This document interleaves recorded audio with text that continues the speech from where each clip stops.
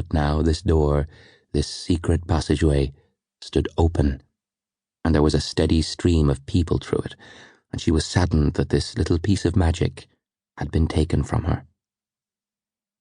Tea was served, and drinks were poured, and little sandwiches were passed around on silver trays, and Stephanie watched the mourners casually appraise their surroundings. The major topic of hushed conversation was the will. Gordon wasn't a man who inspired or even demonstrated any great affection, so no one could predict who would inherit his substantial fortune. Stephanie could see the greed seep into the watery eyes of her father's other brother, a horrible little man called Fergus, as he nodded sadly and spoke somberly and pocketed the silverware when he thought no one was looking.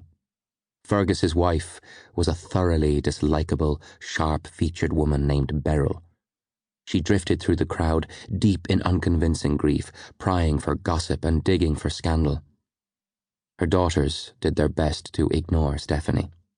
Carol and Crystal were twins, 15 years old, and as sour and vindictive as their parents. Whereas Stephanie was dark-haired, tall, slim and strong, they were bottle blonde, stumpy, and dressed in clothes that made them bulge in all the wrong places. Apart from their brown eyes, no one would guess that the twins were related to her. She liked that. It was the only thing about them she liked. She left them to their petty glares and snide whispers, and went for a walk. The corridors of her uncle's house were long and lined with paintings. The floor beneath Stephanie's feet was wooden, polished to a gleam, and the house smelled of age, not musty exactly, but experienced. These walls and these floors had seen a lot in their time, and Stephanie was nothing but a faint whisper to them. Here one instant, gone the next. Gordon had been a good uncle. Arrogant and irresponsible, yes, but also childish and enormous fun, with a light in his eyes, a glint of mischief. When everyone else was taking him seriously, Stephanie was privy to the winks and the nods and the half-smiles that he would shoot her way when they weren't looking. Even as a child, she felt she understood him better than most. She liked his intelligence and his wit, and the way he didn't care what people thought of him. He'd been a good uncle to have. He taught her a lot. She knew that her mother and Gordon had briefly dated.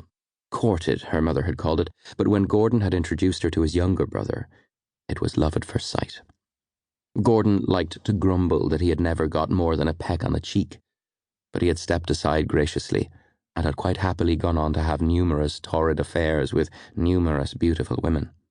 He used to say that it had almost been a fair trade, but that he suspected he had lost out.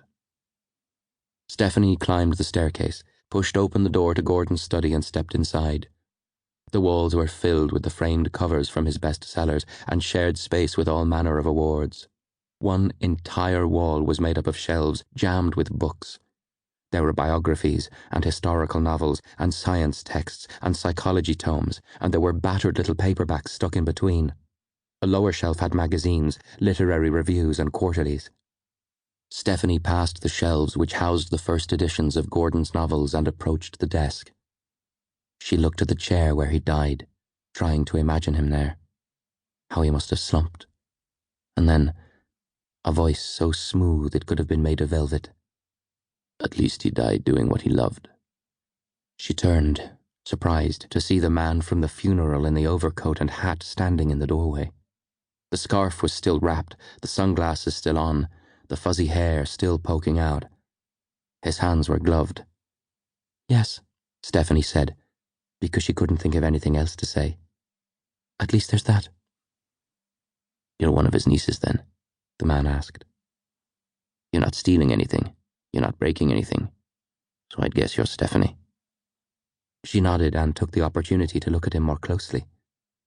She couldn't see even the tiniest bit of his face beneath the scarf and sunglasses. "Were you a friend of his?" she asked. He was tall, this man, tall and thin, though his coat made it difficult to judge. "I was," he answered with a move of his head. This slight movement made her realize that the rest of his body was unnaturally still. "I've known him for years. Met him outside a bar in New York when I was over there, back when he had just published his first novel." Stephanie couldn't see anything behind.